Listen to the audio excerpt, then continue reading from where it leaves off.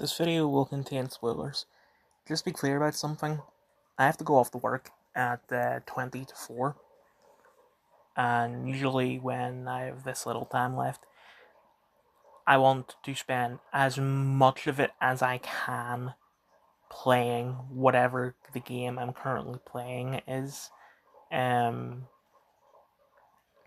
I'm only doing this video now because I actually have to wait for download, because there was a if there's a game that I'm playing that has a free add-on for it, I will download it no matter what it is.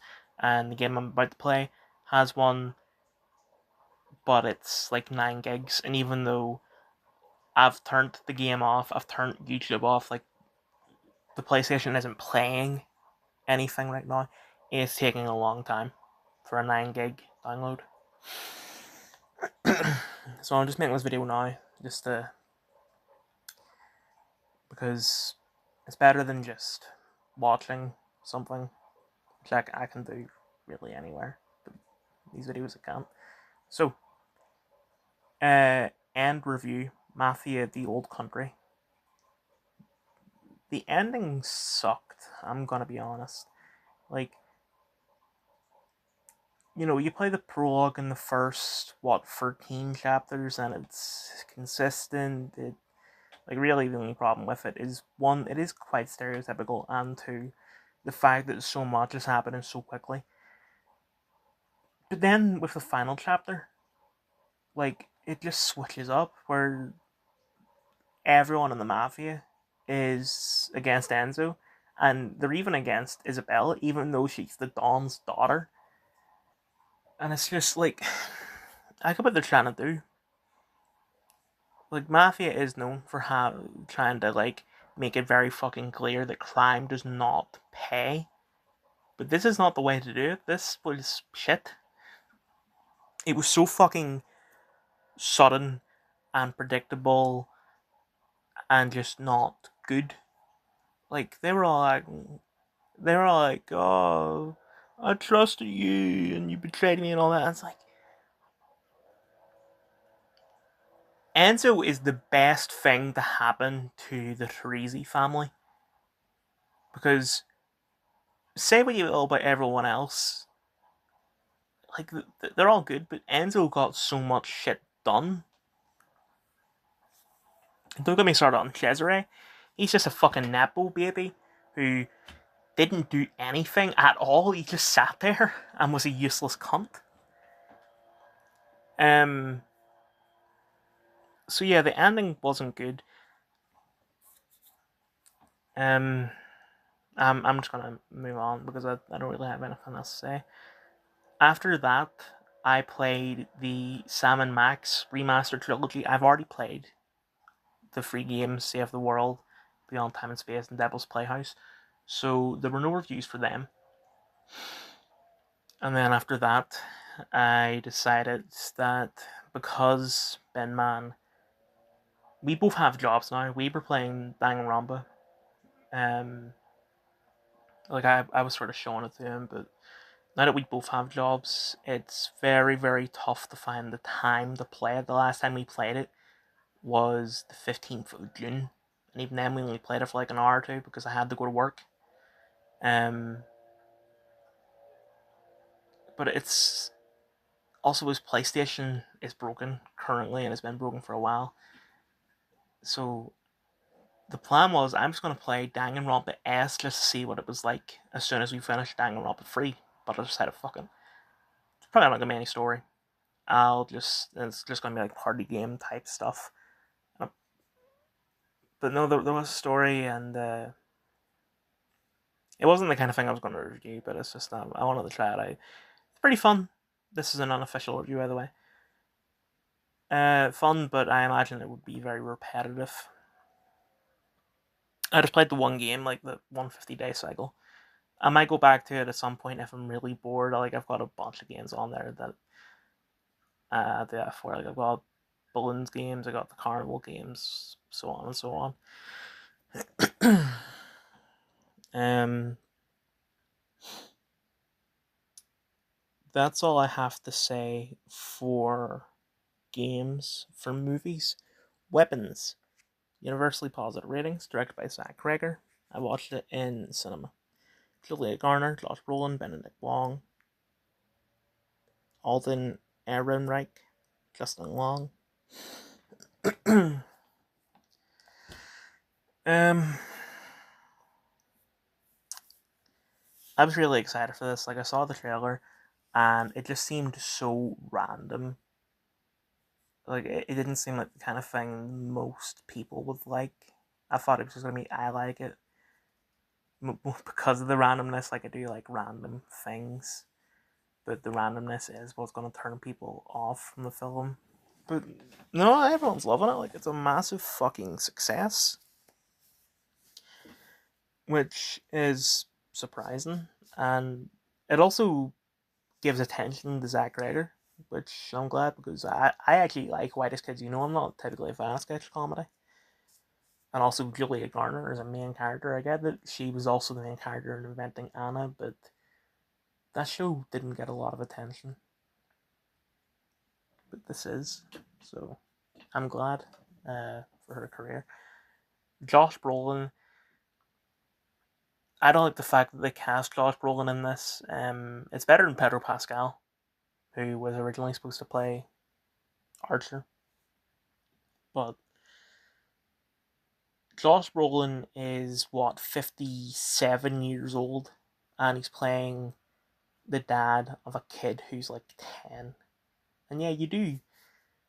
Like, Al Pacino has a newborn, and that man's in his 80s, so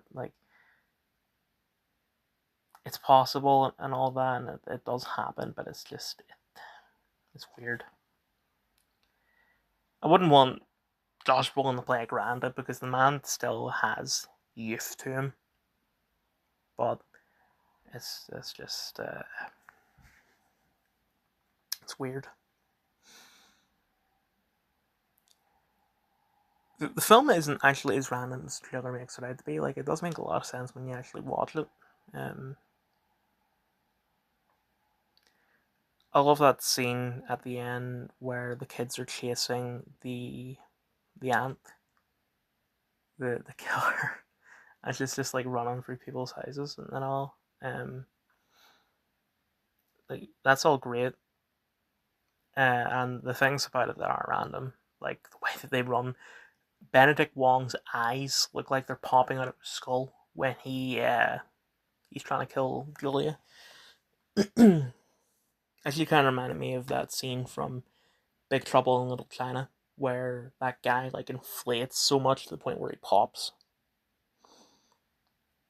I don't really have anything else to say. Materialists, mixed ratings. I watched it in cinema. Dakota Johnson, Pedro Pascal, Chris Evans, Eddie Cahill, Myron Ireland.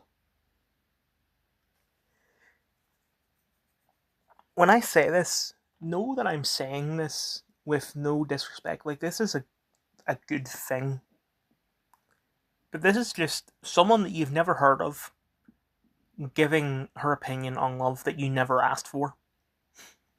And don't get me wrong, that is a really good way to make a film, because the best like intended audience for a film is yourself, like Denny Villeneuve said. But it's just, I don't give a fuck about her opinion. And this film just, when I went to see it, one of the members of staff told me it was crap before I went in. Or told me that her friend, who also works at the cinema, said it was crap. And then I saw that friend later on, just before the film started, and she said, "Yeah, it's terrible."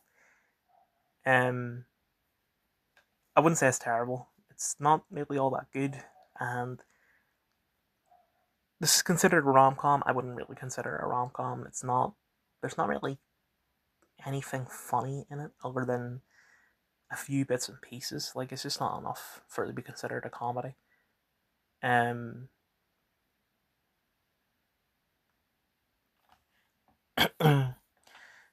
I don't really care about romance films.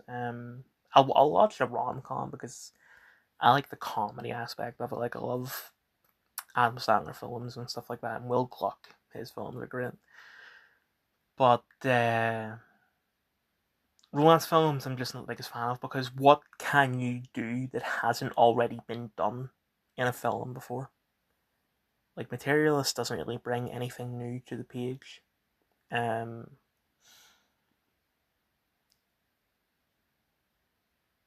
so it's kind of hard to talk about this film because it's just, I don't know, I can't even justify it. It's just hard to talk about. Um, the only thing I can really say is that it's very indie, which it's not surprising considering it's an A24 film, but like, there are some indie films that, like, you can tell they're indie, but it's whatever. And then there are other films where it's in your face indie, and I'm not a fan of those ones. Um, Maybe I'm just not a big enough cinephile. Who knows? But like, if you're a massive cinephile, if you love indie films and all that, I'd say check this out. If you're just like an average person who loves not even rom coms, but just loves romance films, I don't think you'll enjoy this because the romance aspect of it is so stripped back that it might as well not be in the film. Initial and final review: Eyes of Wakanda. Negative rating: Disney Plus original series. I watched it on Disney Plus. Then I can't pronounce her fucking name. Chris Williams, Gary Anthony Williams. This show had a release that I wished Ironheart had, where it's out. Some people know of its existence. A very small fraction of those people watch it, and then literally everyone else just does not talk about it. Like, people were talking about Ironheart. No one's talking about this, and I'd rather it be that way. My opinion on the show is that it's okay, but the money, time, and effort that they spent making this could have been used to improve something that people will watch, like Avengers. Even if, say, Avengers comes out and it's like a 4 out of 10, even if the budget and time and effort and all that was made, that was used for this, was put into that instead, even if it increased it to 4.1, that's still an improvement. So this show just should not exist. It is completely unnecessary. The animation style, while it's not bad, the first time you see a close up of a person, it's so fucking jarring. I don't even know what words to say to describe what it looks like, but it's not good. That's all that there is to say about this. Um, there's at least 2 cinema reviews coming soon. Maybe more. I'm not too sure. Free. Sorry, free cinema reviews. Trying to think what else. Hopefully, a beginning review coming soon, but this is quite a big game, so it could take longer. I'm not too sure. Um, Another show review coming soon. That's about it.